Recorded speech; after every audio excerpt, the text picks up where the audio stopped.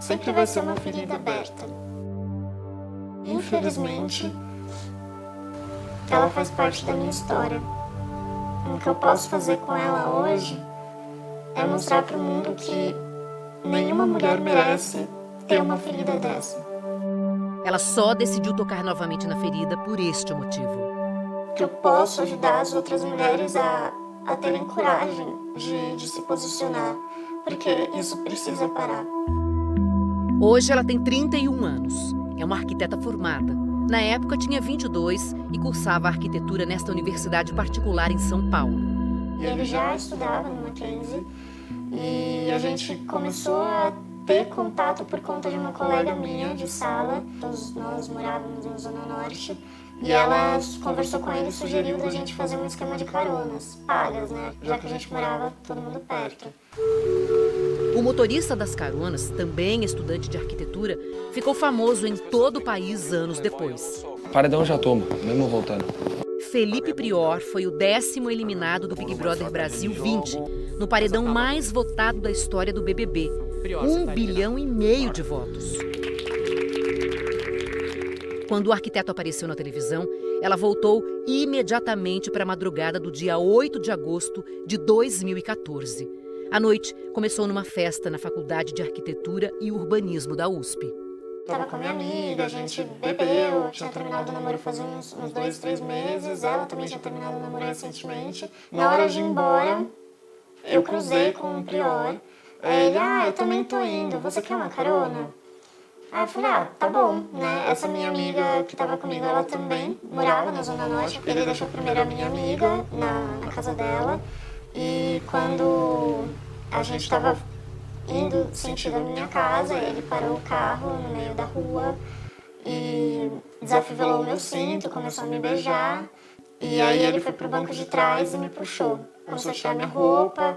E à medida que as coisas iam acontecendo, ele se tornava cada vez mais agressivo comigo. Eu falei, Felipe, eu não quero. Eu comecei a tentar resistir fisicamente e ele começou a puxar meu cabelo, começava a me segurar pelos braços, me segurar pela cintura, proferiu umas frases muito...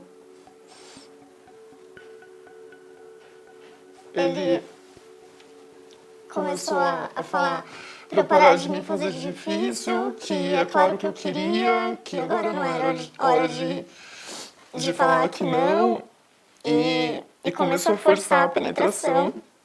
Quantas vezes eu preciso falar não para a pessoa entender que ela tá me machucando, que ela tá me violentando? E ele é muito mais forte que eu, então não tinha como sair dessa situação.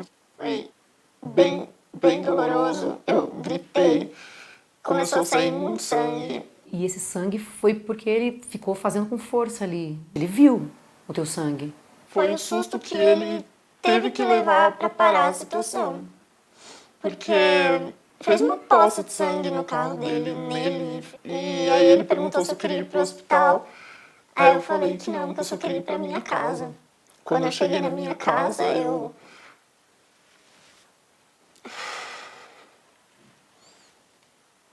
fui direto pro banheiro, e aí eu fiquei no chuveiro tentando estancar o sangue sozinha, mas minha pressão já estava muito baixa. Fui acordar minha mãe e pedi para ela me ajudar. E aí ela deu uma olhada no machucado, levantou e falou, a gente vai pro hospital. Aqui, ela foi atendida por uma médica que atestou o ferimento. Uma laceração de grau 1, compatível com fricção de pênis ou introdução de outro instrumento na vagina. Tudo isso estava no prontuário a que o Fantástico teve acesso. A médica me perguntou diversas vezes, perguntou para minha mãe o que é que de fato tinha acontecido, que lá era um lugar seguro, que eu podia confiar nela, que era necessário falar a verdade, mas eu não quis falar. O Felipe, no dia seguinte, me mandou uma mensagem perguntando como eu estava. E eu falei que eu estava machucada, que eu tinha feito uma ferida e pedi para ele não contar para ninguém. E eu estava com medo dele falar para as outras pessoas e eu ficar marcada por essa situação. Eu não queria que as pessoas me vissem e me enxergassem pensassem nisso, sabe? Você era a vítima, no caso, né? Você não se via assim. Não. Eu não me via assim.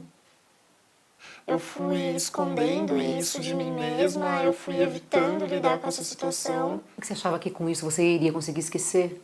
Eu achava que eu ia conseguir apagar isso da minha vida e seguir em frente como se nada tivesse acontecido. Mas isso não aconteceu. Eu tive crise de pânico, crise de ansiedade, agravaram muito mais a minha situação psicológica. Ela só conseguiu começar a entender o que estava passando quando viu que não estava sozinha. O ano era 2017, o começo do movimento Me Too, Eu Também, que incentivou mulheres vítimas de violência sexual a denunciarem os agressores. Consegui conversar com as minhas amigas sobre isso. Foi aí que você percebeu que você tinha sido abusada? Foi quando realmente caiu a ficha de que não era minha culpa e que ele tinha me estuprado. 3 anos depois, o Prior entra no Big Brother Brasil. Tive uma crise de ansiedade esse dia. Eu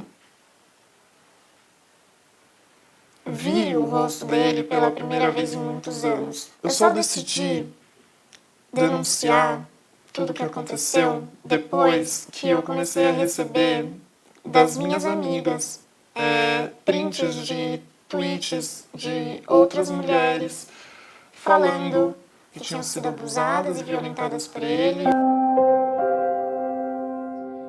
Foi quando ela conheceu as 2 advogadas que levaram o caso para a polícia.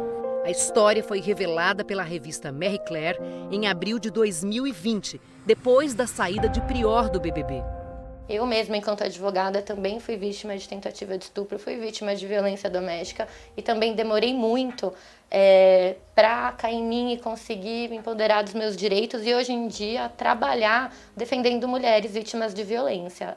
A sentença saiu no último sábado, dia 8 de julho. A justiça entendeu que houve sim crime de estupro. A juíza afirmou que o relato da vítima e os depoimentos das testemunhas são coerentes e que formam um conjunto robusto de provas.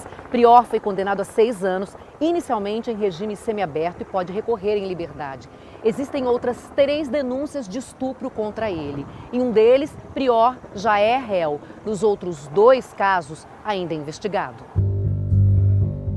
E o que essas meninas relataram para vocês? Ele aborda meninas alcoolizadas, em geral elas têm 20 e poucos anos, franzinas, insiste para investidas sexuais, é recusado e aí a dinâmica assume contornos fisicamente violentos. Ele estava ciente de que as vítimas não queriam. É incompreensível, né? Um homem ouve o não, percebe a vítima ali chorando, gritando para parar, se esquivando e continua utilizando de sua força física para cometer esse ato tão brutal. Se vierem essas condenações, com a pena mínima, ele pegará no mínimo 24 anos de condenação. Em nota, os advogados de Prior reiteram a inocência dele e dizem que vão recorrer da sentença. Afirmam que seguem plenamente confiantes no Poder Judiciário brasileiro e, assim, na reforma de sua injusta condenação. E que no momento oportuno e através de alguns veículos, Prior se manifestará esclarecendo os fatos distorcidos e inverídicos apresentados como resposta aos demais veículos de comunicação. Esta semana, o arquiteto usou uma rede social onde tem 6 milhões de seguidores para dizer que é inocente e limitou os comentários da postagem. Todos são positivos para ele. Muita gente acabou também usando rede social para demonstrar apoio a ele. Eu não procuro nada dele até hoje, assim. Eu não quero saber o que está acontecendo na vida dele. Eu quero que as pessoas saibam o que ele fez. Para mulheres se preservarem de homens que são criminosos como ele. Eu espero que essa minha história seja mais uma história de incentivo à mudança e à transformação.